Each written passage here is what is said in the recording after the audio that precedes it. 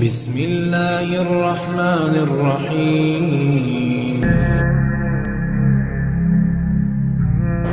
जी अस्सलाम वालेकुम वरहमतुल्लाहि वबरकातुहू। मैंने उलमा इकराम से मिलने का एक सिलसिला शुरू किया हुआ है। सबसे पहले मैं मिला इंजीनियर मोहम्मद अली मिर्ज़ा साहब से, फिर मिला मौलाना तारिक जमील साहब से, फिर मिला मुफ्ती तारिक मसूद साहब से, फिर मिला मुफ्ती हनीफ कुरैशी साहब से, और फिर मिला इब्तिसाम इलाही ज़हीर साहब से। और आज मैं कराची में हूँ शहनशाह हुसैन नकवी साहब के पास। क्यों मिल रहा हूँ ये आपको मैं बार बार बता चुका हूँ कि एक अल्लाह, एक रसूल, एक कुरान, लेकिन हम तकसीम। क्यों मिल रहा हूँ? हमारा मज़हब सच्चा, हमारा अल्लाह सच्चा, हमारे रसूल अकरम सल्लल्लाहु अलैहि वसल्लम रहमतुल आलमीन आखिरी इंसान तक के नबी सच्चे, कुरान सच्चा, मगर हमारे अंदर झूठ ही झूठ।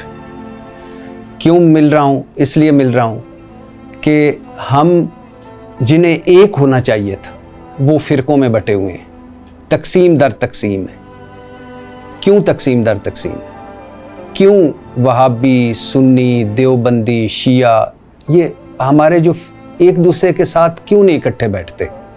क्यों नहीं उम्मत को इकट्ठा करते? क्यों नहीं हम एक रास्ते पे चलते? क्यों मिल रहा हूँ? इसलिए मिल रहा हूँ कि ये नफ़रत और तकसीम क्यों बढ़ रही है। कुरान फरोशी क्यों है, मिंबर फरोशी क्यों है, मज़हब फरोशी क्यों है। और मकसद एक ही है कि अल्लाह करे हम एक हो जाएं, अल्लाह करे कि हम एक होकर आगे बढ़ें। और जो असल इस्लाम है, अल्लाह, रसूल और कुरान, वो इस्लाम पूरे मुल्क में बल्कि पूरी दुनिया में फैले। और आज बहुत सारे सवालात हैं मेरे शहनशाह हुसैन नकवी साहब से, और मैं बचपन से तालिब हुसैन जोरी साहब को सुनता आया हूँ।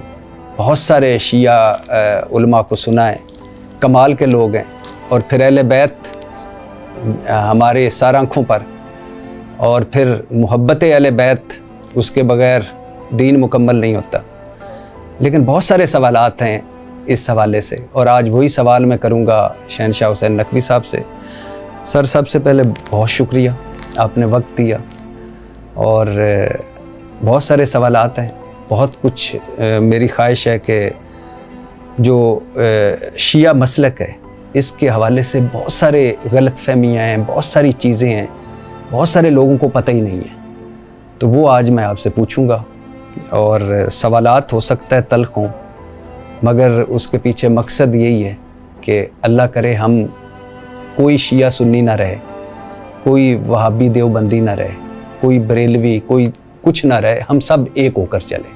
बहुत शुक्रिया सर, सबसे पहले आपका शुक्रिया, आप तशरीफ़ लाए और गुफ्तगू, मुलाकात और तबादला अफ़कार, तबादला अंजार, ये इंतहाई ज़रूरी है। मिल बैठना, बात करना, गुफ्तगू करना, सुनना, समझना। मैं समझता हूँ कि अगर कोई तालिब इल्म है और चाहता है कि वो अपने इल्म में, अपनी मालूमात में इजाफ़ा करे, और ख़ास तौर पे हमारे जिस माशरे का आपने इशारा दिया, इसमें तो बहुत ही ज़रूरी है। आपका ममनून कि आप तशरीफ़ लाए और गुफ्तगू का मौका दिया। मुझे इस काबिल समझा कि मैं अपने और आपके मुश्तरका सुनने वालों और चाहने वालों से बात कर सकूँ। बहुत शुक्रिया सर।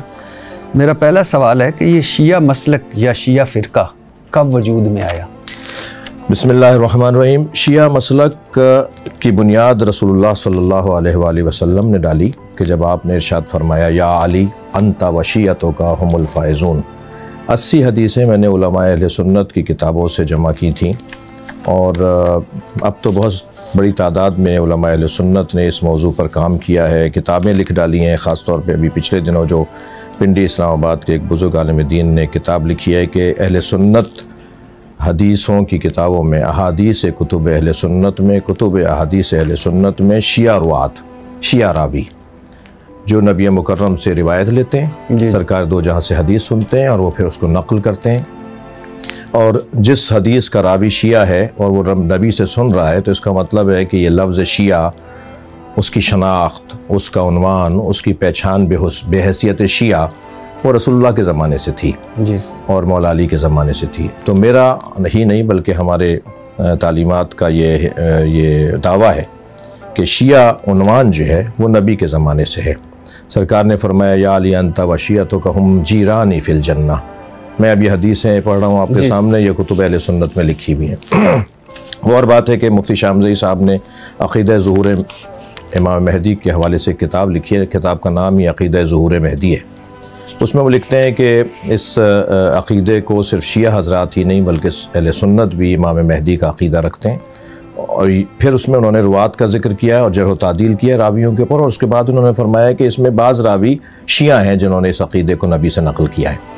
तो फिर वो लिखते हैं कि हाँ, याद रहे कि आज का शिया और उस वक्त के शियों में फ़र्क है। तो ये एक अलहदा बहस है कि आप ज़ाहिर हर शिया, हर सुन्नी, हर मुसलमान, हर इंसानी मुख्तलिफ होता है। जी जी, कोई किसी जैसा नहीं होता। लेकिन ये कहना कि बाद की ईजाद है या बाद में कोई मज़हब बना, मसलक बना, नहीं। हमारा दावा है कि सबसे पहला उन्वान एक अच्छा मुसलमान, एक बेहतरीन इस्लाम की तस्वीर तशय्यो है। लेकिन सर शिया किताबों में है कि शिया मसलक का बानी अब्दुल्ला बिन सबा है। मैं अभी आपको बताता हूँ कि नामवर शिया मौरख अबू उमर बिन अब्दुल अजीज़ अल-कशी अपनी किताब में मारफतुल नाकिलीन अनिल आइमतुल सादिकीन जो अल-मरूफ रिजाल अल-कशी में लिखता है कि अब्दुल्ला बिन सबा यहूदी था, वो मुसलमान हुआ, हज़रत अली से रदी अल्लाह ताला अन्हु से इज़हार मोहब्बत करने लगा। इसका जो अकीदा हज़रत मूसा के वसी यूशा बिन नून के बारे में था, वही अकीदा हज़रत अली रदी अल्लाह ताला अन्हु से मुतल्लिक़ इख्तियार किया। ये पहला शख्स था जिसने हज़रत अली रदी अल्लाह ताला के मुखालफीन की तकफ़ीर की। इसी बिना पर शिया मुखालफीन कहते हैं कि शियाइज़म यहूदियत से माखूज़ है।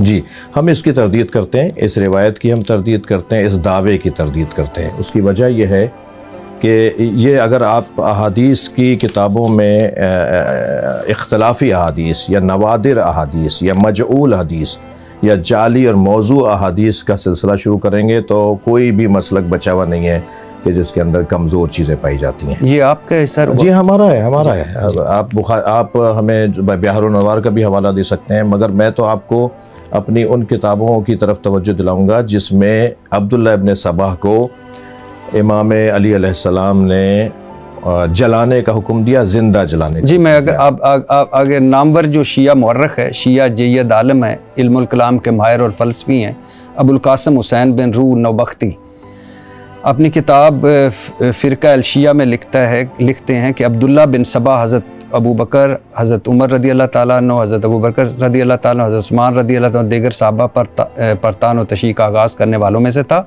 इसने लोगों को कहा कि हज़रत अली रदी अल्लाह ताला ने इसे ऐसा काम करने का हुक्म दिया। हज़रत अली को पता चला तो आपने इसे गिरफ़्तार करने का हुक्म दे दिया। इसे गिरफ़्तार करके लाया गया। एतराफ़ करने पर हज़रत अली ने इसे कत्ल करने का हुक्म दिया, मगर लोगों ने कहा कि अमीरुल मोमिनीन ऐसे शख्स को कत्ल ना करें जो अहले बैत से मोहब्बत की तरफ लोगों को बुलाता है। जिस पर हज़रत अली रज़ी अल्लाह अन्हु ने इसे जलावतन करके ईरान के शहर मदाइन की तरफ भेज दिया। जी, हमारा यही कहना है कि ये शख्स ज़रूर था, एक वजूद है इसका, मगर ना हमारी किसी किताब में, यानी मैं मोटी दलील दे रहा हूँ, अगर अब्दुल्ला इब्न सबा हमारा बानी है तो हम उसे हदीसें लें ना, हम उससे रिवायात को नकल करें ना।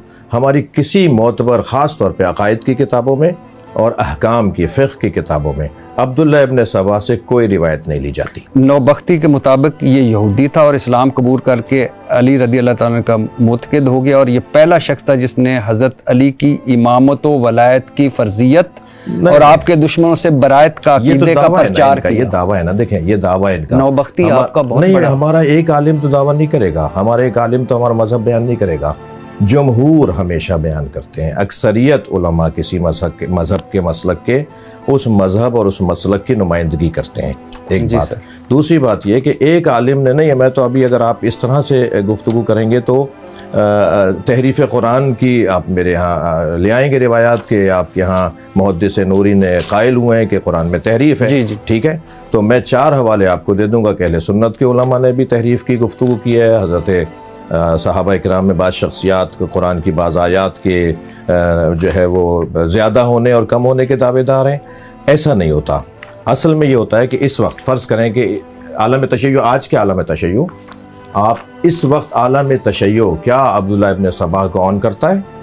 अब्दुल्ला इब्न सबा को हम ऑन नहीं करते, हम उससे दीन नहीं लेते, हम उसकी मजम्मत के कायल हैं, हम उसकी लान के कायल हैं, हम उसकी लानत के कायल हैं। कभी कभी ऐसा होता है कि किसी मज़हब का बानी उसके मज़हब के मानने वाले उसी के ऊपर लानत करते हों, हम यकसर उसको मुस्तरद करते हैं, उसको जाल और मुज़िल समझते हैं।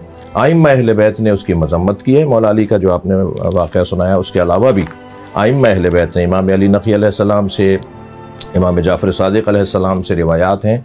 हमारे यहाँ इस शख्स की सबसे मोटी बड़ी दलील यह है कि हम इससे दीन नहीं लेते। हमारा अगर बड़ा होता, हमारा अगर सरबरा होता तो हम इससे दीन ले रहे होते, हम इससे मज़हब और दीन नहीं लेते। सर शिया मसलक के कितने फ़िरके हैं? शिया मसलक के फ़िरक़ों को अगर आप लेंगे तो इमाम ज़ैनुल आबिदीन अलैहिस्सलाम से फ़िरक़े बनना शुरू हुए, और तादाद में तो मैं नहीं समझता कि 2, 4, 5 से भी ज़्यादा ही होंगे, लेकिन जो मशहूर फ़िरक़े हैं उनका मैं तज़किरा कर सकता हूँ। उसमें इस्माइली, जो हज़रत इमाम जाफ़र सादिक़ अलैहिस्सलाम के फ़र्ज़ंद हज़रत इस्माइल को अपना 7वां इमाम, इमाम जाफ़र सादिक़ को 6ठा इमाम और हज़रत इस्माइल उनके बेटे को अपना 7वां इमाम मानते हैं। और जो इस्ना अशरियाँ यानी हम लोग, हम इमाम मूसा काज़िम अलैहिस्सलाम को अपना 7वां इमाम मानते हैं। और फिर इस वक्त पूरी दुनिया में जो गालिब अक्सरियती शिया लोग हैं वो इस्ना अशरी हैं, 12 इमामी हैं, 12 इमामी हैं। ज़ैदिया भी शिया फ़िरक़ा है। वही मैं गालिया, ज़ैदिया, राफ़ज़ा। जी हाँ, गालिया, जी हाँ, और रवाफ़िज़ शिया कहलाए हैं माजी में, ज़ैदिया कहलाए हैं, वाक़िफ़िया कहलाए हैं, मुरजिया कहलाए हैं। इन नामों से शिया मुख्तलिफ़ अदवार के अंदर फ़िरक़े बनते रहे हैं।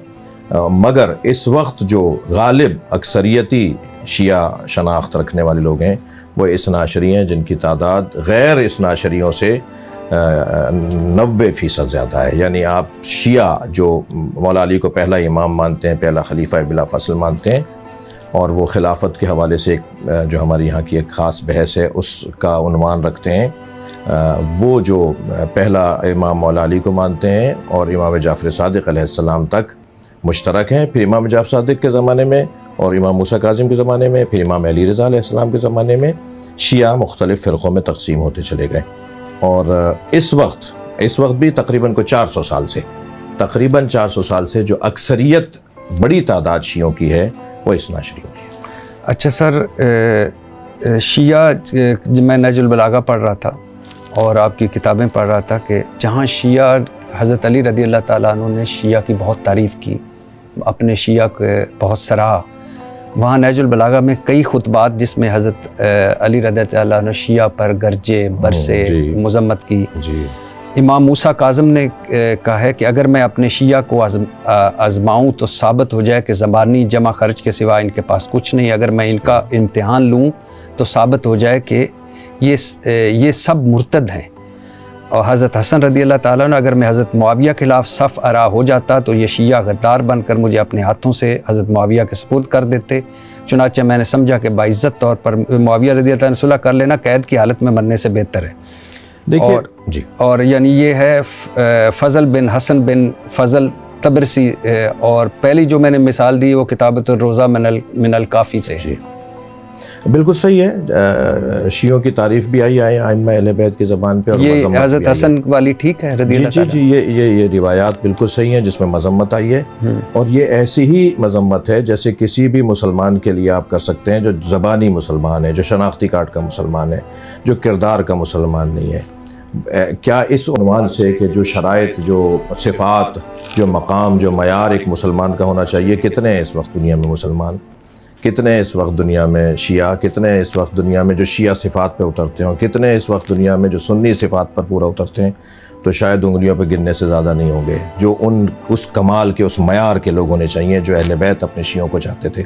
मसलन इमाम जाफ़र सादिक़ अलैहिस्सलाम ने जो शेख सदूक़ रहमतुल्लाह अलैह ने सिफ़ातुश शिया नामी किताब लिखी है, उसमें इमाम जाफ़र सादिक़ अलैहिस्सलाम से रिवायत और आइम्मा अहले बैत से कि हमारे शिया की ये 18 सिफ़ात होंगी। तुम सिर्फ ज़बान से नहीं मानना कि वो कहे कि हमारे अली के शिया हैं, हम अहले बैत के शिया हैं, उसमें ये सिफ़ात पाई जाती होंगी। मसलन ये कि वो अव्वल वक्त नमाज़ पढ़ता होगा, मसलन वो पड़ोसियों का ऐसा ख्याल रखता हो। 110 सिफ़ात इमाम अली अलैहिस्सलाम ने सिफ़ातुल मुत्तक़ीन के तौर पर अपने शियों की 110 सिफ़तें बयान फरमाई क्या उन 110 में से 5 पर भी आज का शिया पूरा उतरता है? इस जाविये से अगर आप देखें तो मजम्मत आई है।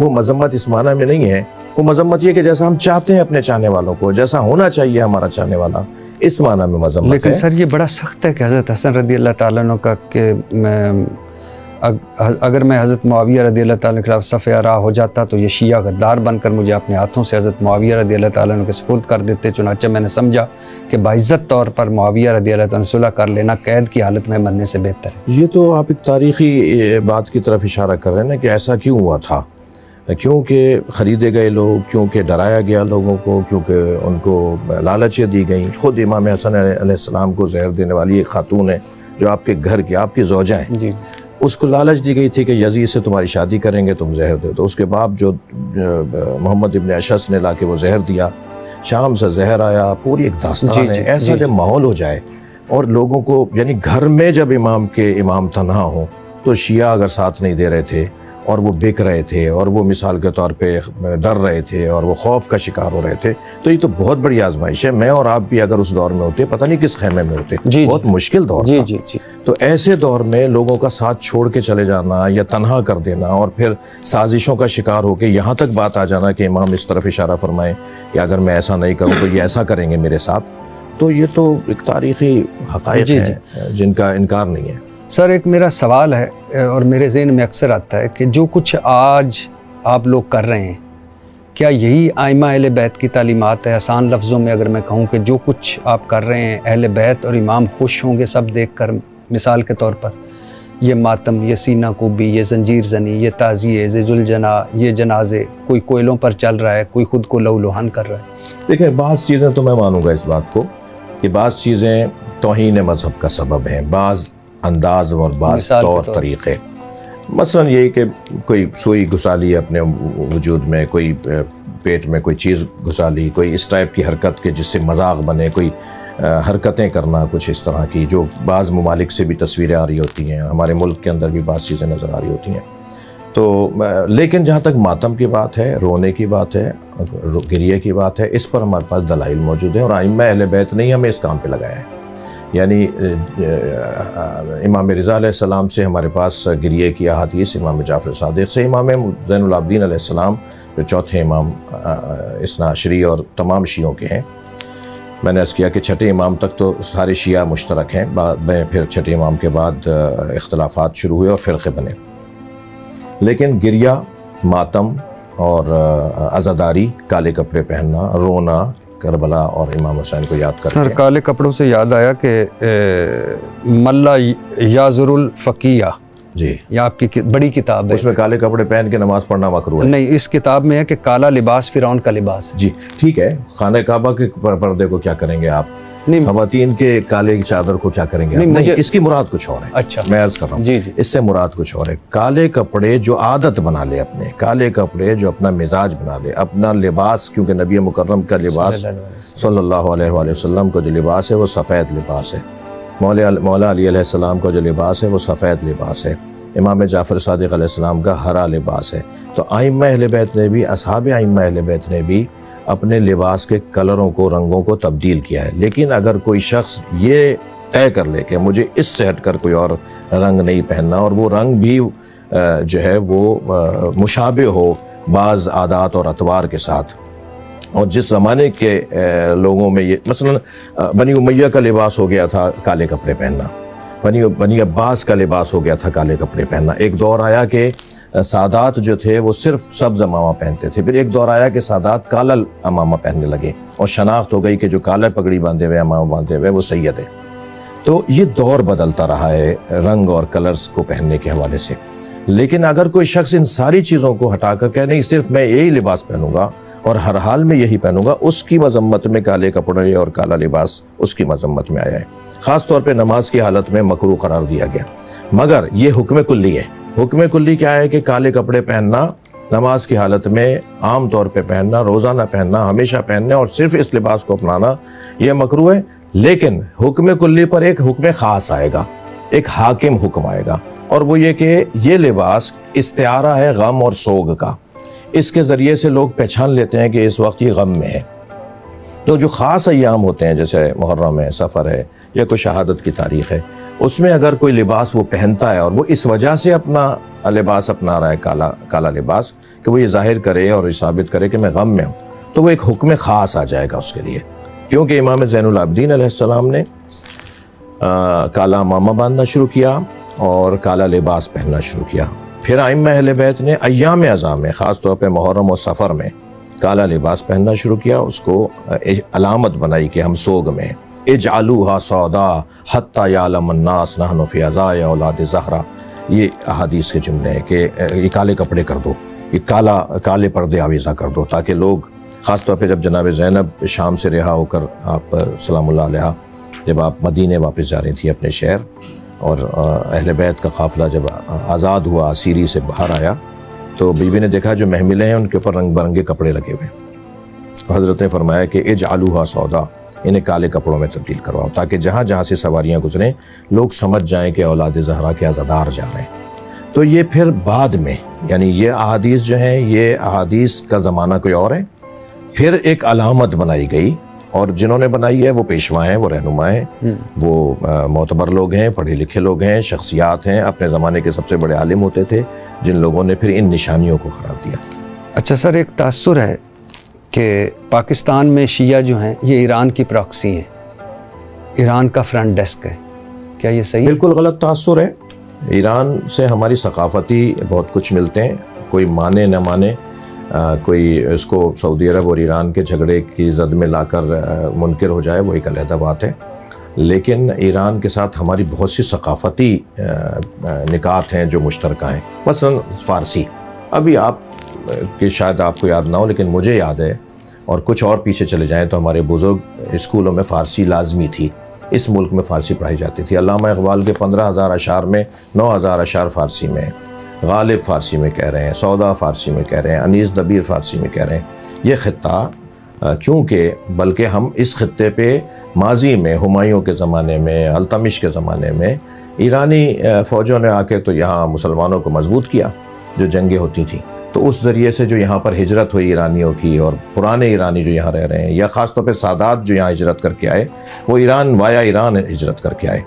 अरब से वो ईरान आ गए थे, निशापुर और सब्ज़वार और खुरासान इन इलाक़ों में, और फिर अल्तमिश और इनके ज़मानों में, हुमायूं के ज़माने में इन्होंने फोर्सेस से मदद मांगी, यानी ईरानी फ़ौजियों से मदद मांगी, उनमें बड़ी तादाद सादात की थी, तो सादात पे हिजरत करके इस खित्ते के अंदर आ गए जो हिंदुस्तान कहलाता है, यानी गैर मुक़स्सिम पाकिस्तान, यानी बर्र सग़ीर कह लीजिए।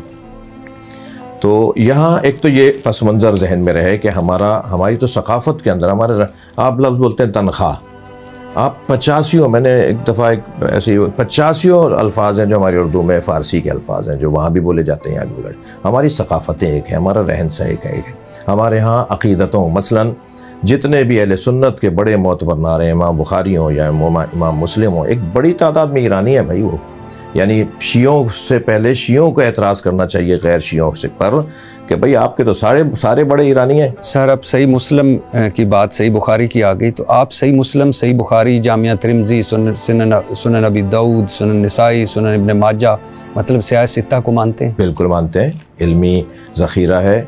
हम अक़ायद उन किताबों से नहीं लेते, हम अहकाम उन किताबों से नहीं लेते, मगर उन किताबों से अखलाक़ियात लेते हैं, तहज़ीब लेते हैं, सहाबा किराम और ताबईन और तबा ताबईन की तालीमात को लेते हैं, इरफानियात को लेते हैं, मानवियात को लेते हैं, और जो अहकाम शरई अहकाम में और अक़ायद में जो हमारे अक़ायद या हमारी तुरुक़ से जो अहादीस का सिलसिला है, यानी शिया रावियों से जो अहादीस आई हैं, वो अगर अहले सुन्नत की इन किताबों में होती हैं तो फिर हम उससे मदद लेते हैं, सहारा लेते हैं।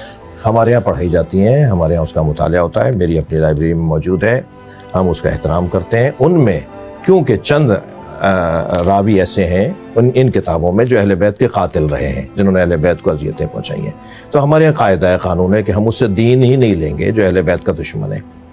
तो वो पता है हमें, लिहाजा मुस्तदरक सहीहैन, फ़र्ज़ कीजिए सहीहैन के अंदर जो अहादीस मुश्तरक हैं शिया तालीमात की रोशनी में और सहीहैन यानी बुखारी और मुस्लिम के अंदर, हमने उन पर तो किताबें लिखी हैं। एक 10 जल्दी किताब है, पिछले दिनों लिखी गई है, इमाम जाफ़र सादिक़ अल-इमाम जाफ़र सादिक़ व मज़ाहिबुल अरबा, ये किताब है 10 जल्दी जो शियों ने लिखी है।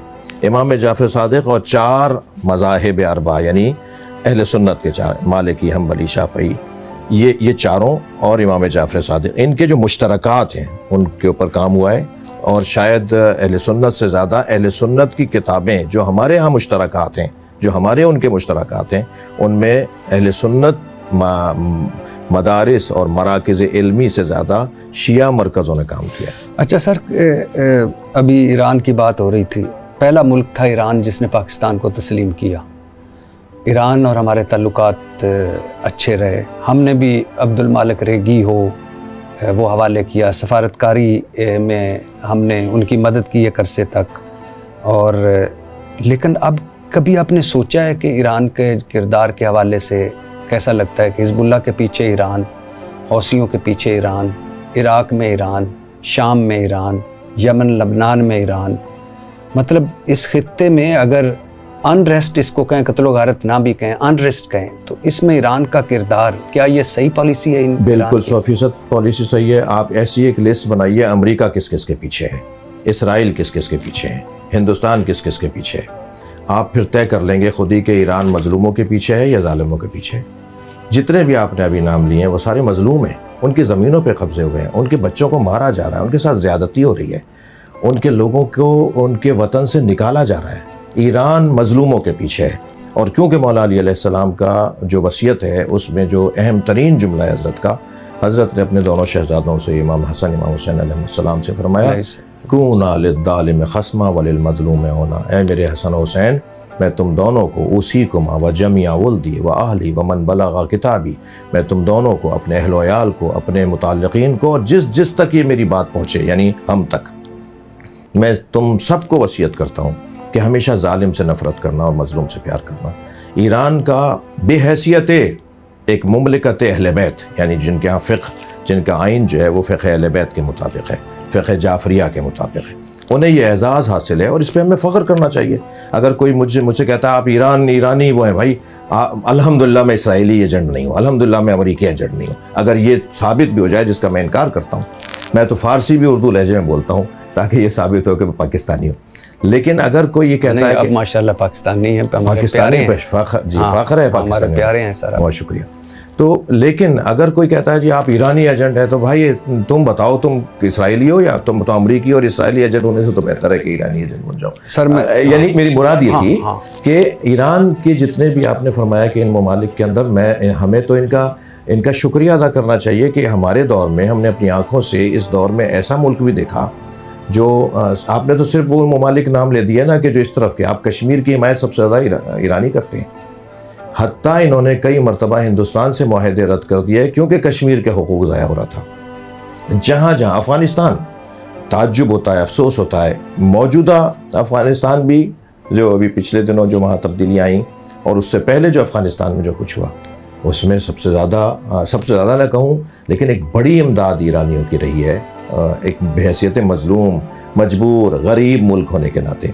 मैं इशारा तनज़ करूँगा कि ये जो हुकूमत है, इससे पिछली वाली जो हुकूमत थी उसमें बाकायदा 8 ममालिक ने जो तय किया था कि अफ़गानिस्तान को बनाना है, संवारना है, सजाना है।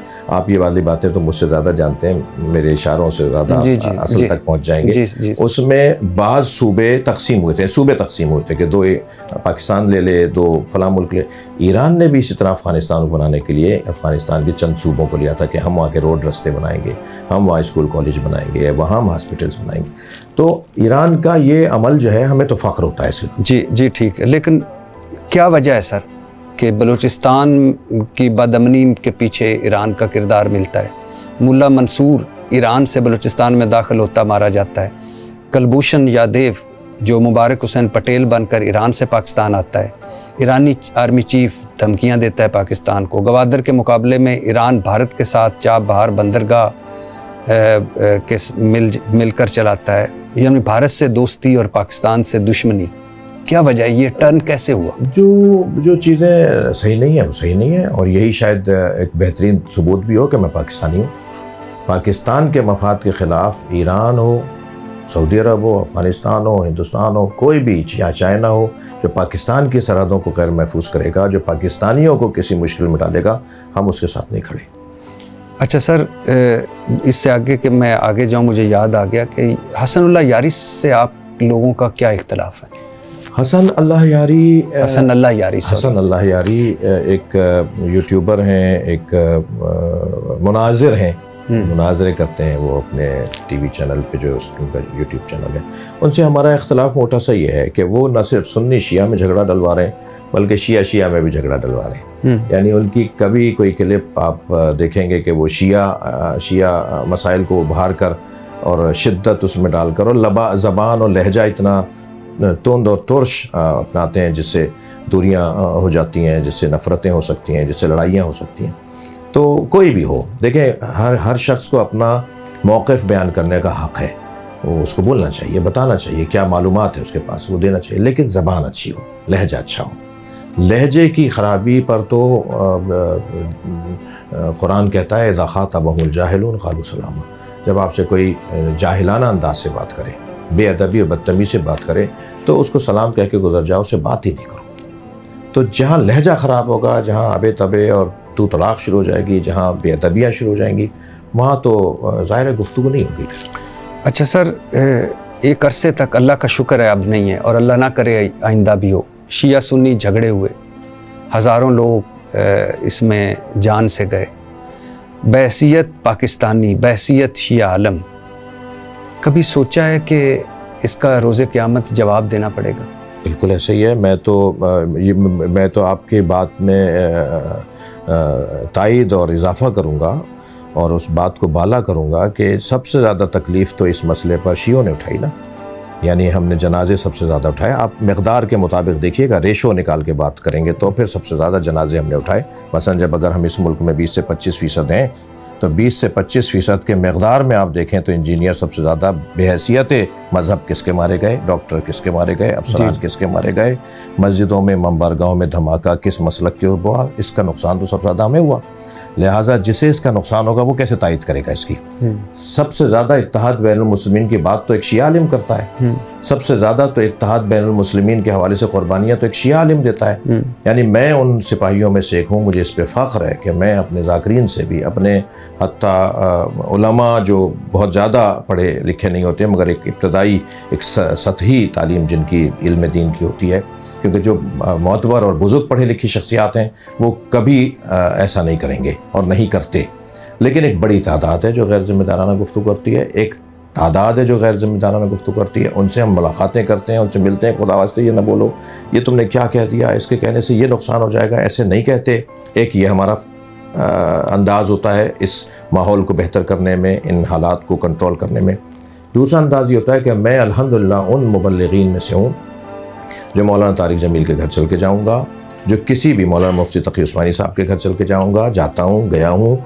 इसी तरह मौलाना मुनीबुर रहमान साहब जब कभी किसी मीटिंग में बैठेंगे, मैं अपनी कुर्सी छोड़ के खड़ा हो जाता हूँ कि आप मेरे बड़े हैं, आप यहाँ बैठेंगे मेरी जगह। मुमकिन है कि पहले हम आ गए हों तो सीट अच्छी हो, नहीं, सीट वीट क्या है, तो ये असल तो तहजीब है। इसी तरह अहले सुन्नत के पीछे नमाज़ पढ़ने वालों में से हूँ। न सिर्फ ये कि कोई इज्तिमा हो तो साहब वो क्योंकि कैमरे हैं, और नहीं, रोड रास्ते पे, सफ़रों में, मोटरवे पर, हाईवे पर कहीं से गुजर रहा हूँ, नमाज का वक्त हो गया है, हमने कहा गाड़ियाँ रोको, वहाँ नमाज हो रही है, जमात हो रही है, हम पीछे खड़े होते हैं, हाथ खोल के सजदा रख के जमात के साथ नमाज पढ़ते हैं। जो हम, क्योंकि हाथ बांधना हमारे यहाँ उलमा आइम्मा अहले बैत ने मना किया तो हम खोलते हैं हाथ, लेकिन नियत जमात की करेंगे, उन्हीं के पीछे पढ़ेंगे। इसी तरह और कितनी ही मिसालें हैं कि जिसके अंदर इस माहौल को दोबारा से बेहतर करने में, देखें माजी में हम सब हत्ता सुन्नी मदरसों में शिया तालिब इल्म पढ़ते थे, शिया मदरसों में सुन्नी तालिब इल्म पढ़ते थे। अब से 100 साल पहले, अब से 80 साल पहले। हाँ, बिल्कुल। ये 1924 के अंदर जब जन्नतुल बकी को मुनज़्ज़म किया गया, वहाँ से फ़िरक़ावारियत शुरू हुई। आपका सवाल एक यहाँ आ सकता है कि ईरान और सऊदी अरब की वजह से दुनिया में फ़िरक़ावारियत फैली है। नहीं, मैं उसकी खुद से सवाल बना के आपको अर्ज़ कर रहा हूँ। जी जी, ईरान की वजह से फ़िरक़ावारियत नहीं फैली। जब 1924 में जन्नतुल बकी को मुनज़्ज़म किया गया और करबला पे हमला हुआ, 600 लोग करबला में एक वक्त में मार दिए गए इमाम हुसैन के हरम में, और वो सारे आले सऊद वहाँ से हमला करने के लिए आए और उन्होंने जन्नतुल मौला को गिराया, उन्होंने जन्नतुल बकी को गिराया। वहाँ से फ़िरक़ावारियत शुरू हुई, तहरीक खिलाफत हिंदुस्तान से शुरू हुई सल्तनत उस्मानिया को बचाने के लिए कि इनको दोबारा से वापस लाया जाए ताकि मुसलमानों में ये तनाव खिंचाव ख़त्म हो जाए। तो ये जो माहौल अब से 100 साल पहले था, अब 2025 चल रहा है, तो आप 1925 में जाए तो 100 साल मेरे ख्याल से हम सही कह रहे हैं जी जी, कि 100 साल पहले हमारे अपने मदरसे के अंदर, मैं एक मदरसे का मोहतमिम हूँ, उसमें 100 साल, वो मदरसा हमारा तकरीबन 100 साल पुराना मदरसा है, उसमें सुन्नी तालिब इल्म पढ़ते थे, शिया उलमा सुन्नी मदारिस के अंदर पढ़ते थे। आज भी शिया मदरसों में सुन्नी मौलफीन की किताबें पढ़ाई जाती हैं और सुन्नी मदरसों में शिया मौलफीन की किताबें पढ़ाई जाती हैं। यानी किताबें तो, क्योंकि निसाब पुराना चला आ रहा है, ज़्यादातर पुराना है, कुछ चीज़ें बदली हैं। माजी बहुत अच्छा था हमारा, एक दूसरे के साथ रिश्तेदारियाँ थी, एक दूसरे के साथ उठ बैठ था, एक दूसरे के साथ बहुत ज़्यादा क़ुरबतें थीं। हत्ता मसलन मैं आपको एक मोटी मिसाल दूँ, जोश मली आबादी और मौलाना मौदूदी, एक पक्का कट्टर शिया, एक पक्का कट्टर सुन्नी, दोनों में इतनी गहरी दोस्ती थी कि दोनों जब मिजाह करते थे ना तो वो शिया सुन्नी वाला मिजाह करते थे, और वो लतीफ़ गुफ्तगू, वो प्यार भरी गुफ्तगू, और उसके अंदर इशारों किनायों में सब कुछ इन्होंने भी कह दिया, इशारों किनायों में सब कुछ उन्होंने भी कह दिया। ये माजी में रहा है। आप पाकिस्तान को ले लीजिए, कायद-ए-आज़म मोहम्मद अली जिन्ना शिया, अल्लामा इक़बाल सुन्नी, सुन्नी तसव्वुर पाकिस्तान पेश कर रहा है, शिया उस तसव्वुर पे अमल कर रहा है। कितना अच्छा माहौल रहा होगा ये माजी के अंदर। 100 साल तो फिर में अगर हम लें तो अभी 75-80 साल पहले तक बहुत अच्छा माहौल था। क्या ये माहौल दोबारा से पलट सकता है? हाँ बिल्कुल पलट सकता है। मैं मौलवी, वो मौलाना साहब, वो मुफ्ती साहब, हम थोड़ा सा इस बात को मान लें कि शिया एक हकीकत है और मैं मान लूँ कि सुन्नी एक हकीकत है, और हक़ाइक़ को तस्लीम करके एक दूसरे के साथ जीने में जो मज़ा है वो इनकार करने में जीने में मज़ा नहीं है। जी बिल्कुल ठीक कहा आपने। अच्छा सर, क्या ये सच है कि शिया अकायद के मुताबिक अब मुसलमानों की रहनुमाई के लिए कोई किताब मौजूद नहीं और 12वें इमाम का इंतज़ार हो रहा है जो कुरान के साथ गार में है, और हदीस की कुतब इस काबिल नहीं कि इस पर एतबार किया जाए? नहीं, ये एक नज़रिया पुराना अफराद का और तफर्रुद का नज़रिया है। यानी चंद अफराद 2 या 3% शिया उलमा और शख्सियात में इस तरह की गुफ्तगू कर गए, और इस तरह की गुफ्तगू जो बुनियाद और असास और मुसल्लमात और ज़रूरियात दीन के ख़िलाफ़ हैं वो हर जगह पाई जाती हैं। यानी अगर हम कभी मुनाजरे पर बैठेंगे, बात करेंगे, मुनाजरे के उन्वान से बैठेंगे तो 4 किताबें मैं भी निकाल कर ले आऊँगा कि भाई आपके यहाँ भी ये लिखा हुआ है। लेकिन हम हरगिज़ इस अक़ीदे को नहीं मानते कि कोई किताब नहीं। कुरान हमारी इमाम किताब है, हादी किताब है, रहनुमा किताब है, और कुरान में एक मिन और वाव ज़्यादा और कम नहीं है। वही ताज कंपनी का और चांद कंपनी का कुरान जो अहले सुन्नत के घरों में रखा हुआ है वही मेरे घर में रखा होगा। आप आएँ, आप देख भी सकते हैं।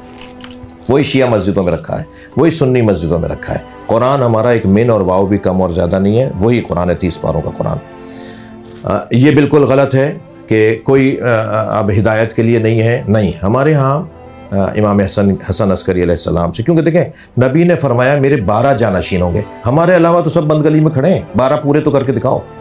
हम 12वें पे कम से कम रुके हुए तो है ना कि 12वां गैबत में। आप कुछ देर को इसको आप कुछ भी कहते रहें। सरकार ने फरमाया मुसल्लमात में से है, नबी ने फरमाया मेरे 12 जानशीन होंगे, 12वें पे क़यामत आ जाएगी। अब किसी के 52 हो गए, किसी के 42 हो गए, किसी के 38 हो गए, सिर्फ इस्ना अशरी हैं। ये इस्ना अशरी के जो हदीस है, लफ्ज़ है, ये नबी की ज़बान का लफ्ज़ है, और सुन्नी शिया ने लिखा है इसको, और सुन्नी किताबों के अंदर 12 इमाम दिखाएं, मगर कहते हैं कि खुलफाए राशिदीन और गैर। भाई खलीफा खलीफा होता है, ये क्या हुआ? राशिदीन और गैर राशिदीन। कभी अंबियाए गैर राशिदीन भी होते हैं। जब मुक़द्दस नाम है, खलीफा है, तो वो राशिदी होगा ना, गैर राशिद क्या होता है? इसका मतलब है आप, अच्छा 4 गैर राशिदीन, 2 राशिद, फिर 5 गैर राशिदीन, फिर 1 राशिद, करते करते वो 12 भी पूरे हो गए और क़यामत नहीं आई। सिर्फ वाहिद शिया इस्ना अशरी मुसलमान है जो नबी के इस दिए हुए कायदे के मुताबिक 12वें पे रुके हुए। अब वो जो 12वें हैं, जाहिर है अल्लाह का हुक्म है, उसका इरादा है, उसकी मशीयत है, वो तवील करना चाहता है ज़िंदगी को और इंसानी आमद को और इंसानी माशरे को तवील करना चाहता है। तो उसने क्या किया? उसने 12वें को गैबत में, गैबत का मतलब ये हरगिज़ नहीं है किसी गार में बैठें, छुपे बैठें, कि जो बाज़ हमारे तकफीरी अफराद इस टाइप के अल्फाज बोलते हैं। कोई गार में नहीं बैठे हुए, वो हमारे दरमियान हो सकता है इस वक्त यहाँ आए हुए हों, हम पहचान नहीं पा रहे। गैबत का हमारा मतलब यह है, ज़ुहूर का हमारा मतलब यह है कि जब हम उनको पहचानने लगेंगे तो ज़ुहूर होगा। गैबत का मतलब यह है हम पहचान नहीं पा रहे। वो अभी भी हो सकते हैं, उनकी 1150 साल की उम्र है इस वक्त। जैसे हज़रत ईसा अब तक हैं, कैसे ज़िंदा है भाई? हज़रत इदरीस अब तक ज़िंदा है, हज़रत इलियास अब तक ज़िंदा है, हज़रत खिज़र अब तक जिंदा है, 4 नबियों को तो अल्लाह ने जिंदा रखा हुआ है ना, वो कैसे जिंदा है? जैसे वो जिंदा है ऐसे ये भी मुमकिन है कि अल्लाह की तरफ से वो। और हज़रत इमाम मेहदी के बारे में तो उलमाए अहले सुन्नत ने जो काम किया है वो मैं दावा तो नहीं करता, मेरे शिया उलमा नाराज़ ना हो जाए, शियों से कम नहीं काम किया इमाम मेहदी के तसव्वुर के ऊपर। ये महदवियत का तसव्वुर कि आखिरी ज़माने में मेहदी आएंगे जो हज़रत फ़ातिमा की औलाद होंगे, मौला अली की औलाद होंगे, और ज़मीन को वो अदल इंसाफ से पुर कर देंगे, जुल्म व जौर का ख़ात्मा करेंगे। वो जो महदवियत का तसव्वुर है, आपको शायद याद हो कुछ अर्सा पहले इस्लामाबाद में एक तकफ़ीरी जमात के एक सरबराह को मारा गया था, कैसे वो कत्ल हुए। उन्होंने एक मरतबा तौहीन की थी इमाम मेहदी की और कहा था कि गार में है और वो ये है, वो जो उन्होंने कहे अल्फाज। तो उस वक्त में सखर में मौलाना फजल रहमान साहब का खिताब था, और क्योंकि मेरा आबाई शहर खैरपुर है, सिंध का शहर खैरपुर, हमारे ज़मींदारा, हमारी बिरादरी, हमारे मरना जीना वहाँ ईद त्यौहार पे हम वहाँ जाते हैं। तो सखर हमारा डिवीज़न है, और रेडियो पाकिस्तान खैरपुर में, सखर में नहीं, क्योंकि खैरपुर से कमिश्नरी को ख़त्म करके, डिवीज़न को ख़त्म करके सखर को दे दिया गया था। उसके बदले में खैरपुर को 3 चीज़ें दी गई थी, उनमें से एक रेडियो पाकिस्तान दिया गया था और एक यूनिवर्सिटी दी गई थी। अब सखर वाले भी खैरपुर पढ़ने आते हैं, यूनिवर्सिटी शाह लतीफ़ यूनिवर्सिटी। तो मौलाना फजल रहमान सखर तशरीफ़ फरमा थे, वहाँ उन्होंने ख़िताब करते हुए उन साहब की मजम्मत की, और वो अल्फाज रेडियो पाकिस्तान की क्योंकि टीम गई हुई थी वहाँ रिकॉर्डिंग और कवरेज के लिए, उसमें एक हमारे अजीज़ भी थे, वो रिकॉर्डिंग भी लेकर आए। मैंने उस वक्त में, पुरानी बात है, वो सुनी मैंने उनकी।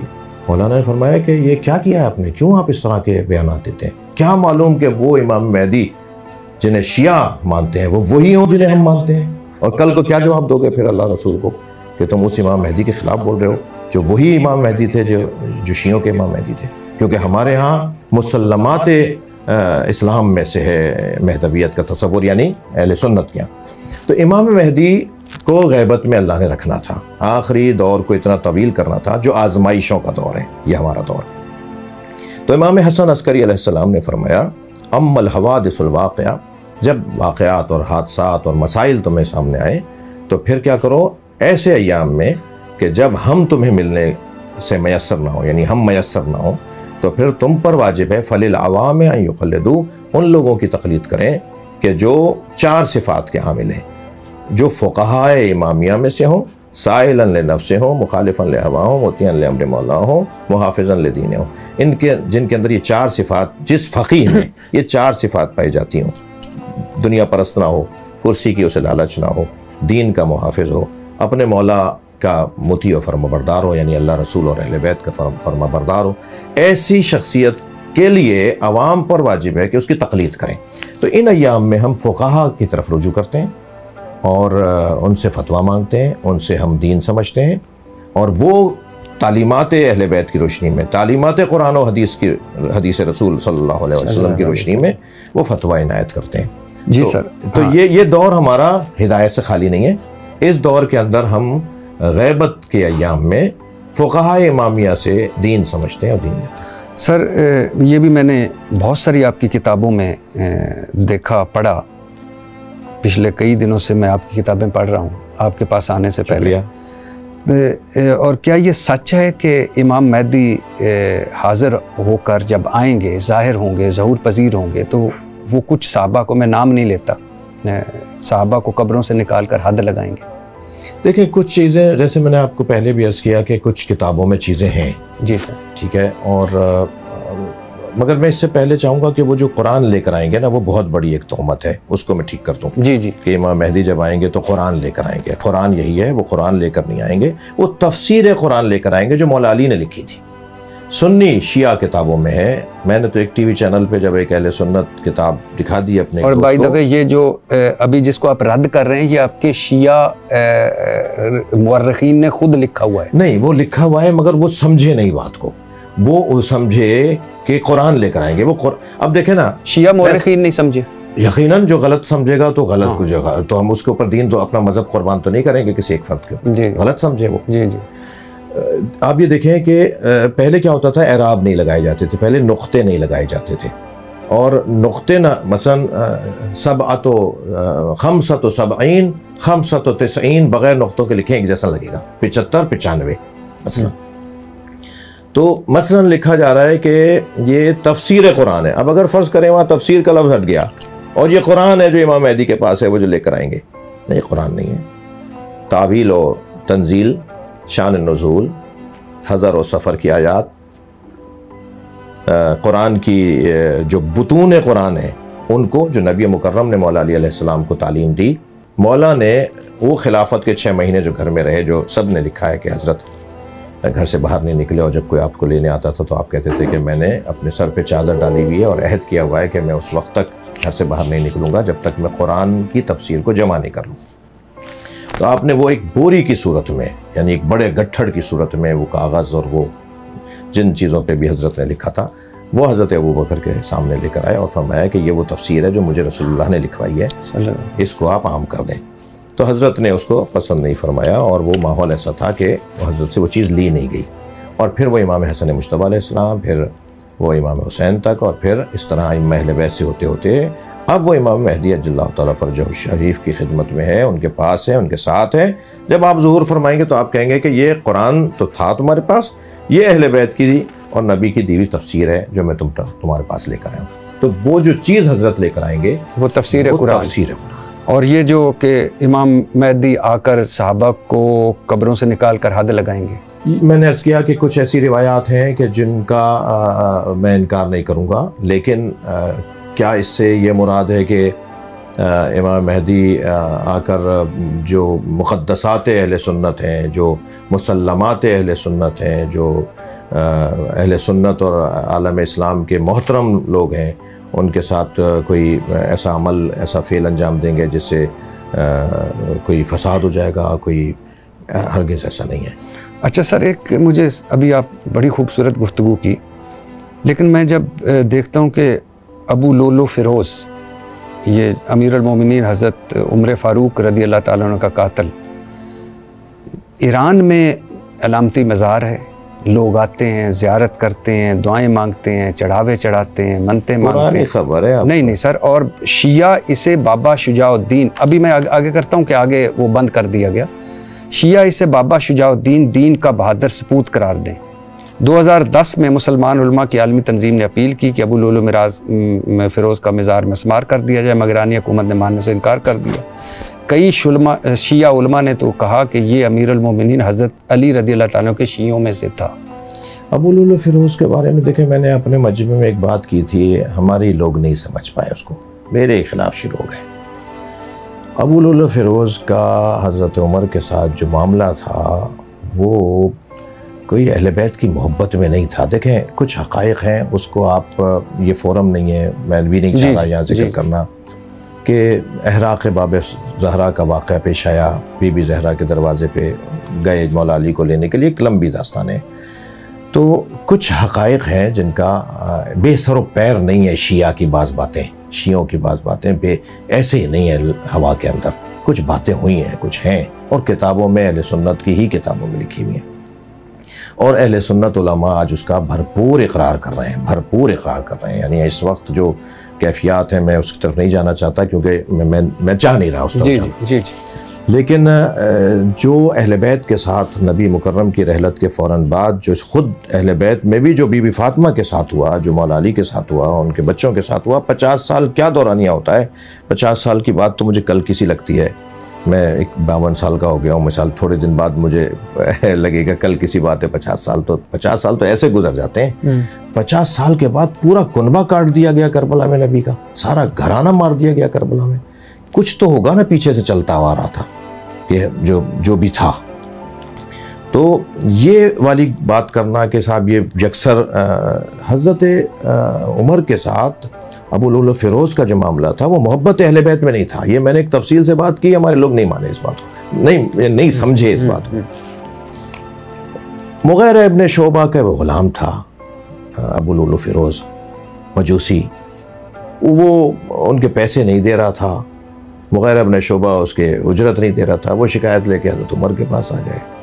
हज़रत उमर से उन्होंने कहा, तो हज़रत उमर ने उससे कहा कि भाई तुम्हारा काम क्या है, करना क्या जानते हो, तुम्हारे महारत क्या है। उसने कहा मैं चक्कियाँ बनाता हूँ, मुख्तलिफ़ चीज़ों को पीसने की चक्कियाँ बनाता हूँ, आजकल के ग्राइंडर बनाता हूँ। उन्होंने फरमाया मेरे लिए कब बनाओगे? तो उन्होंने कहा मैं आपसे कुछ कह रहा हूँ, आप मुझे कुछ कह रहे हैं। कि भाई तुम पहले बताओ मेरे लिए कब बनाओगे। तो उसने ये समझा कि ये अपने दोस्त का साथ दे रहे हैं और मेरी फरियाद नहीं सुन रहे। तो उसने ये कह के गया कि मैं आपकी ऐसी चक्की बनाऊंगा कि सारी दुनिया में घूमेगी वो, और दूसरे दिन आके उसने चाकू आपके पेट में मार दिया। फिर पूरा किस्सा है कि वो वहाँ से फरार कर गया। हमारी किताबों में जहाँ इस तरह की बातें जो आप फरमा रहे हैं, हमारी किताबों में इससे हटकर भी बातें जब जैसे मैं कह रहा हूँ जी जी ठीक, तो हम ऑन नहीं करते जी ठीक। और हमारे नज़दीक, मैं एक मोटा सा जुमला कहूँगा, हमारे नज़दीक मुसलमानों का शिराजा अहमियत रखता है, मुसलमानों की जलालत अहमियत रखती है, मुसलमानों की उबूहत अहमियत रखती है, जिसकी बुनियाद पर दसियों बातें हमें अपने लोगों को समझाना पड़ती हैं। कुछ मान लेते हैं, कुछ नहीं मानते। जी अच्छा सर, इससे पहले कि मैं आगे बढ़ूँ, एक तासुर है कि ईरान यहाँ शिया अकाबरीन और तंजीमों को फंड करता है। आपको कभी फंडिंग मिली है? आपके तवज्जो से शायद कोई भेज दे नहीं, हरगिज़ ऐसा नहीं है, कभी कोई फंडिंग नहीं मिली, बल्कि आपकी दुआओं से हमने ही ईरान में पैसे भेजे। अच्छा। जब वहाँ ज़लज़ला आया, जब वहाँ सैलाब आया, तो जैसे और ममालिक में जब कोई वो आता है, कोई आफत आती है, तो फलाही इदारों को ये काम करना होता है, करना चाहिए बहैसियत इंसान। तो जब रफसंजान में एक ज़लज़ला आया था तो हमने बड़ी रकम जाकर दी थी खाना फ़रंग के अंदर, यानी कौंसलेट के अंदर, कभी हमारी तरफ से भेज दीजिए। उसके अलावा भी कई मरतबा हमने आज तक ईरान से कोई, हाँ देखें, हमारे यहाँ मर्जियत का समझने की बात है, आपके तवज्जो से समझा रहा हूँ मैं, आपसे बातें कर रहा हूँ कि कोई और भी तो सुन रहा है। जी जी सुन, जी जी। हमारे यहाँ एक निज़ाम है मर्जियत का। हमारे यहाँ मुफ्ती आज़म पाकिस्तान में नहीं बैठता, हमारा मुफ्ती आज़म जैसे मुफ्ती आज़म सऊदी अरब में बैठता है, मिस्र में बैठता है, ऐसे ही हमारा मुफ्ती आज़म या इराक़ में बैठते हैं या कुम में बैठते हैं, जो ईरान का एक इल्मी दीनी मरकज़ है। शहर पूरा यूनिवर्सिटी है, 150 से ज़्यादा मदरसे हैं एक ही शहर के अंदर। तो हमारा जो इल्मी मरकज़ है वो या कुम है या नजफ़ अशरफ इराक़। एक फ़क़ी हमारे वहाँ बैठते हैं, एक फ़क़ी हमारे वहाँ बैठते हैं।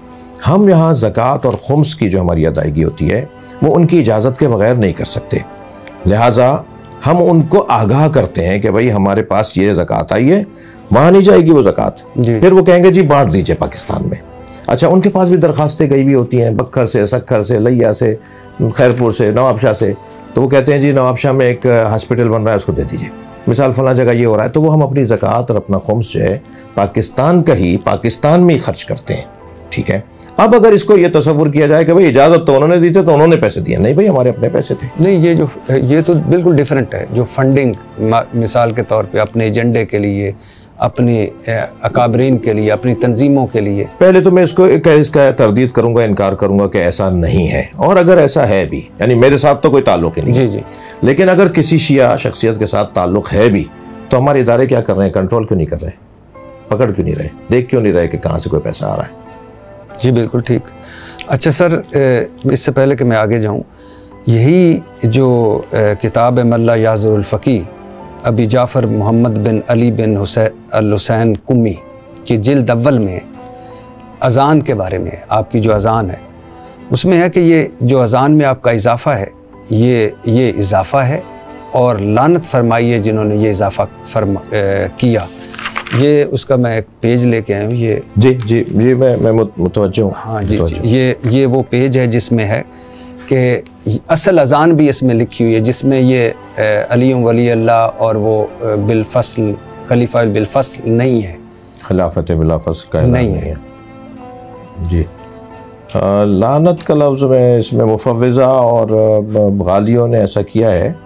ये देखें, मैं आपसे अर्ज़ करूँ कि हमारी तमाम, ये किताब नहीं, मैं तो आपको और किताबें बता देता हूँ। ये जैसे मिसाल के तौर पे मैं मान रहा हूँ इसको, नहीं मैं माज़र चाहता हूँ, असूल काफ़ी, फ़रोग़ काफ़ी, तहज़ीबुल अहकाम, मल्ला याज़ुरुल फ़क़ी, ये आपकी बड़ी किताबों में से एक किताब।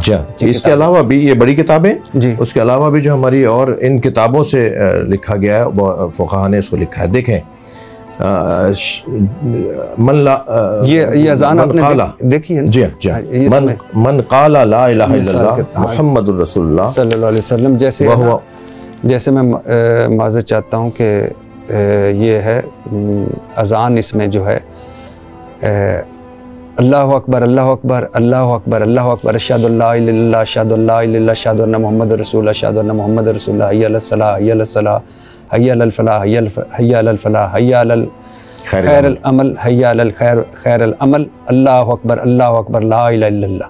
जी देखिए, इसमें एक तो हम अब असली वाली मौजू पे आते हैं कि इस्लाम के लिए, मुसलमान होने के लिए जो हमारा कलमा है वो ला इलाहा इल्लल्लाह मुहम्मद रसूलुल्लाह। अली काना सारा अलामतन लित्तशय्यो, एक अलामत के तौर पर और एक शनाख्त के तौर पर ये शुरू हुई। ये कलमा अजानों में कहने, जुज़ के तौर पे हमारे उलमा, हमारे फ़ुक़हा इसको नहीं मानते, अलामत के तौर पे मानते हैं, निशानी के तौर पे मानते हैं। जैसे सलवात पहले पढ़ना अजान तो नहीं है, सारे मुसलमान पढ़ रहे हैं इस वक्त, यानी अक्सर मुसलमान जब अजान कह रहे होते हैं तो नबी मुकर्रम पे दुरूद व सलाम पढ़ते हैं। अजान से पहले पढ़ रहे होते हैं, अजान के साथ पढ़ रहे होते हैं, अजान के बाद एक दुआ पढ़ी जा रही होती है, तो वो अजान तो नहीं होती मगर उसके साथ पढ़ी जा रही होती है। लेकिन सर इसमें तकफीर या तकसीम, तकफीर बड़ा लफ्ज़ है, मैं उसकी तरफ नहीं जाता। और मैं यकीन करें आपकी बहुत सारी किताबों में बहुत सारी ऐसी चीज़ें लिखी हुई हैं, क्योंकि मैं ये जो उलमा से मिलने का सिलसिला उसमें जोड़ने की बात की है। सही है। सवाल मैं ज़रूर करता हूँ कि ये मेरे अपने सवाल होते हैं, मेरा दिल करता है पूछूं, लेकिन अल्लाह करे हम जुड़ जाएं। तो कोई सैकड़ों ऐसी चीज़ें हैं सहाबा किराम के बारे में, चारों खुलफाए राशिदीन के बारे में, ऐसी चीज़ें कि जो मैंने ली नहीं है, उसमें पढ़ी ज़रूर, लेकिन ये इसमें तकसीम और की बात नहीं होती जब आप इस तरह बात करते हैं, क्योंकि बहुत सारे, जैसे अभी आप हमारे हैं, ये मैं मानता हूँ कि आप हमारे हैं और हमें अपने आप से प्यारे हैं। शुक्रिया। और यही शिया है, शिया हमारे हैं, हमें प्यारे हैं, लेकिन इसमें हनफी भी हैं, देवबंदी भी हैं, बरेलवी भी हैं। क्या वो तकसीम नहीं होती कि खिलाफत बिला फसल का ऐलान जब करते हैं कि खलीफत हो बिला फसल जब कहते हैं, देखें तकसीम तो और तकफीर का तो उन्वान नहीं, तकसीम और जुदाई और तफर्रुद, आप ये कहना चाह रहे हैं कि ये अलहदा होकर रहना और ये करना। देखें असल में तो हमारा तो हदफ ही है कि हमें अहले बैत की तरफ लोगों को बुलाना है, हमें अहले बैत की तालीमात की तरफ बुलाना है, क्योंकि अहले बैत से दूरी ने मुसलमानों को असल चीज़ से दूर कर दिया और सालिम दीन से दूर कर दिया। नबी मुकर्रम अपने बाद मौला अली को देके गए थे गदीर खुम के अंदर, सारी ज़िंदगी सरकार ने सल्लल्लाहु अलैहि वसल्लम ने या अल्लाह समझाया या अली समझाया और उम्मत ने अली को छोड़ दिया। तो हमारा तो मकसद, हमें अगर इस्तेहबाब के उन्वान से भी अशहदु अन्ना अमीरुल मोमिनीन अली वलीउल्लाह कहना पड़ा, मुस्तहब की नीयत से भी कहना पड़ा, रजा की नीयत से भी, क़ुरबतन इल्लाह की नीयत से भी, हर जगह हमें, क्योंकि तीनों कलमे कुरान की आयत के अंदर 3 विलायतों का और 3 मौलाओं का तज़किरा है सूरह माइदा की 55वीं आयत में। हमारे पास जो दलाइल तीनों गवाहियों के हैं, यानी अल्लाह रसूल और मौला अली की विलायत की गवाही, मौला अली के मौला होने की गवाही, जहाँ जहाँ हमें मिलेगी, जहाँ जहाँ हमें मिली है तो हम हर जगह उसको पढ़ने की कोशिश करेंगे ताकि लोगों की तवज्जो हो अहले बैत की तरफ। और अहले बैत की तरफ तो मातम का फ़लसफ़ा भी यही है, गिरिए का फ़लसफ़ा भी यही है, किसी तरह अहले बैत। लेकिन सर ये मल्ला याज़रुल फ़क़ी में अबी जाफ़र मोहम्मद बिन अली बिन अल हुसैन कुम्मी, मैं मान रहा हूँ अव्वल में लिख रहे हैं, ये बहुत सख्त लफ्ज़ है, लानत फरमाइए। नहीं, मैं मान रहा हूँ कि हमारी किताबों में चीज़ें हैं, मगर देखिए हर दौर के अंदर फ़ुक़हा ने इज्तिहाद भी किया है, फ़ुक़हा ने अपने मौक़िफ़ को रोशन भी किया है। ये जिस दौर की आप किताब का हवाला दे रहे हैं, ये तकरीबन 1000 साल पुरानी किताब है। जी जी। और आज गुज़िश्ता कोई 600 साल से जो फ़ुक़हा इमामिया की एक रविश मुसल्लम हो गई है, जो तय हो गई है, जो राइज हो गई है, वो ये नहीं है, वो ये नहीं है। अच्छा, इसका वो इनकार भी नहीं करते। हमारे फ़ुक़हा इन रिवायात को तक़य्ये के ऊपर हमल करते हैं, हमारे फ़ुक़हा इन रिवायात को उस ज़माने के हालात के ऊपर हमल करते हैं कि उस ज़माने के हालात कुछ और हालात थे। लिहाजा आज का जो शिया फ़क़ी है, आज ही का नहीं, यानी अब से कुछ 600 साल से, वो इस नज़रिए का हामिल नहीं है, वो इससे हट कर सोचता है। जी, मैं आपका ठीक है। अच्छा, रह गई बात ये कि तफर्रुद की तरफ जाएं, तो हम तो तफर्रुद की तरफ वाक़ई जाते हैं, यानी इसमें हमें फ़ख्र है कि हम तफर्रुद की तरफ जाते हैं, मगर लड़ाने के लिए नहीं, भिड़ाने के लिए नहीं, नफ़रतें फैलाने के लिए नहीं, खुशबू सुंघाने के लिए, खूबियाँ दिखाने के लिए, महासिन दिखाने के लिए। हम अगर इस तरह का कोई काम करेंगे तो क्या मकसद है भाई आपका? आप लड़वाना चाह रहे हैं? नहीं, हम उस बात की तरफ तवज्जो दिलाना चाह रहे हैं कि जो ज़्यादा बेहतर, बेस्ट है, बेहतर है, मेरिट के ऊपर हम बात कर रहे होते हैं। यानी अग़ज़ाकुम अली, आलमकुम अली, अफ़क़ाहकुम अली, हर तरह से अली मौला के लिए हज़रत ने सरकार दो जहाँ सल्लल्लाहु अलैहि वसल्लम ने फरमाया कि मेरा अली ऐसा है। हम चाहते हैं कि जितनी भी कमालात और ख़ूबियाँ नबी मुकर्रम सल्लल्लाहु अलैहि वसल्लम मौला अली की सूरत में देखे गए, उम्मत उसकी तरफ तवज्जो करे। तो अगर हमें एक सहारा भी मिल जाएगा ना, इस्तेहबाब का भी सहारा मिल जाएगा, हम उस सहारे को लेकर मौला का जिक्र करेंगे। जी, मैं अभी वलायत व वसायत की तरफ आता हूँ, लेकिन इसी किताब का चूँकि जिक्र हो रहा है कि तो इसी किताब में लिखा हुआ है कि थूक के साथ इस्तिंजा जायज़ है। वही मैं अर्ज़ कर रहा हूँ कि इन किताबों में खुद आप अगर ये वाली गुफ्तगू शुरू करेंगे ना, तो फिर तो बिहारुल अनवार में बहुत कुछ लिखा है। कौन सी? अल्लामा मजलिसी की किताब बिहारुल अनवार, हमारे यहाँ बड़ी एक मोतबर बड़ी किताब, और एक तवील मुतवल किताब। ये ठीक नहीं है, हम नहीं सही हमें। और इसी किताब में जिल्द स्वयं में है कि गधे का गोश्त हलाल है। जी, मकरूह